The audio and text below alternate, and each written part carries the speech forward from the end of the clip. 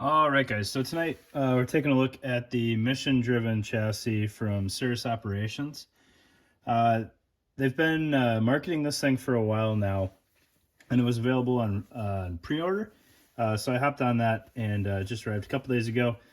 So I want to go over kind of what it is and kind of, I don't know, all the features that are in here, which on the surface are not a ton of them are readily apparent. But there's a good bit of capability built into this thing. So I just checked the website. It's $95 right now. A variety of colors. I think all your popular solid colors: black, ranger green, coyote, and then traditional multicam.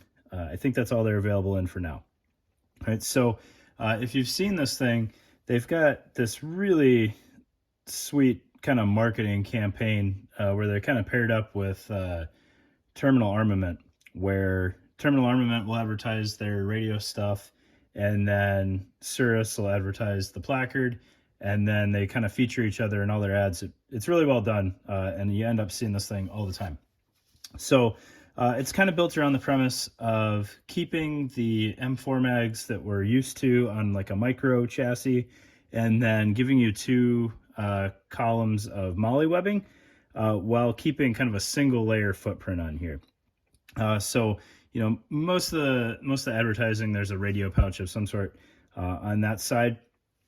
Typically a Bofang, and then if you see like the Terminal Armament side, you know, they've got your phone placard with a software-defined radio setup. So it's kind of built around like a civilian-friendly comms setup, which is neat. It's kind of a fun setup.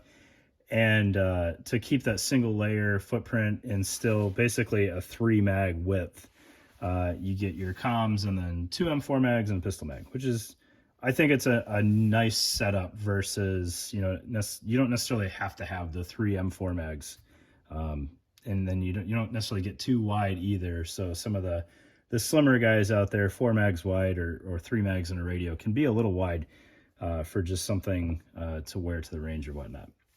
All right, so what do you get with this thing?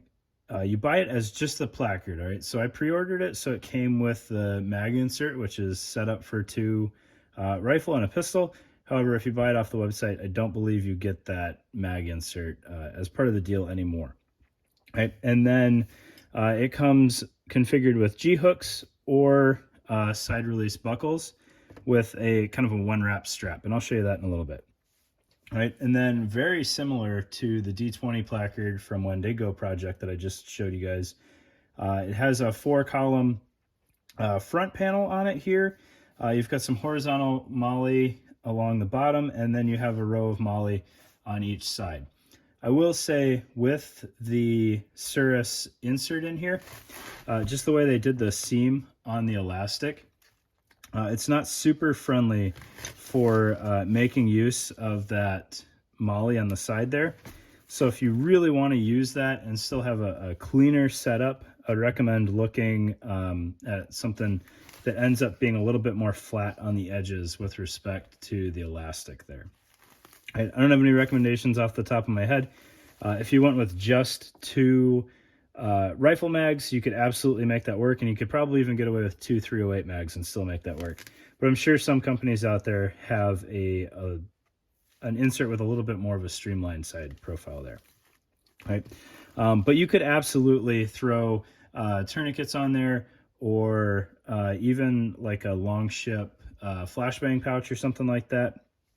And you can get some civilian-friendly smoke grenades that would fit in there just fine. So even with this insert, you could still make this work pretty well. But if you were using like true malice clips on the side there, maybe you want it a little bit more flush. And then, so you get that, and then on the side you have your MOLLE field here, which is finished off kind of interestingly enough with this laser cut portion here on this last little micro row.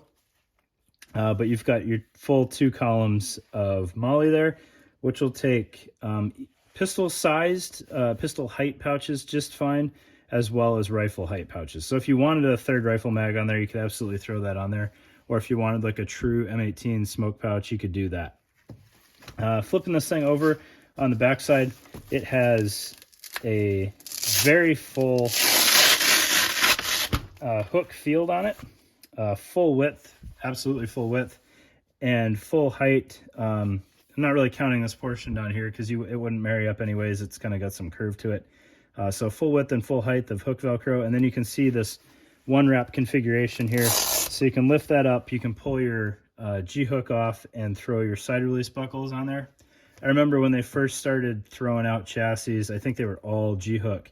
And that was one of my concerns when I first started looking at this company was I'm not a huge fan of G-hooks, plus Faro is one of the only companies that organically uses just G-hooks. Most of the stuff I use has side release buckles. So I want that as an option, and I'm glad they incorporated that into these new products. And then, so you get those, and that is kind of the extent of the micro chassis. It is, I forgot to mention, it is it's loop on loop on the inside. So it'll use all of your Spiritus friendly inserts. And then the buckles that are on here do not come with it. Those came off of the harness. So I apologize, I forgot to pull those off.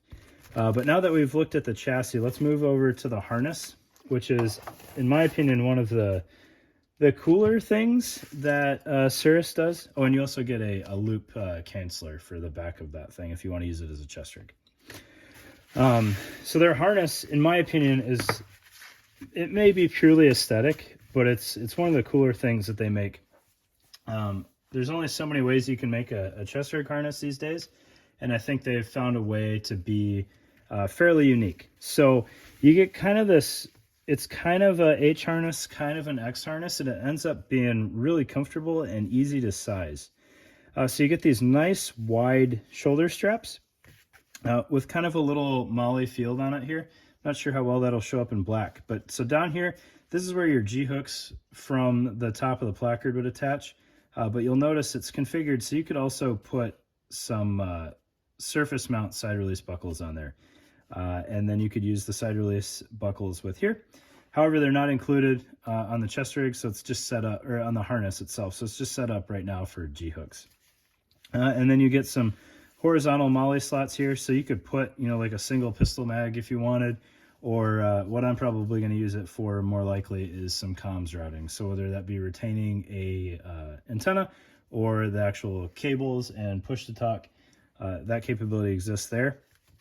And then as you get up to the top here, you get kind of this laser cut shoulder area here, which I don't know if it has any true use to it other than just kind of keeping everything anchored. I think it looks really cool. And I've asked them if they would, in the future, maybe extend this and make it a small molly field. So you could either direct mount a pack if you wanted and just have like the top portion, or even just a small GP pouch for some range essentials.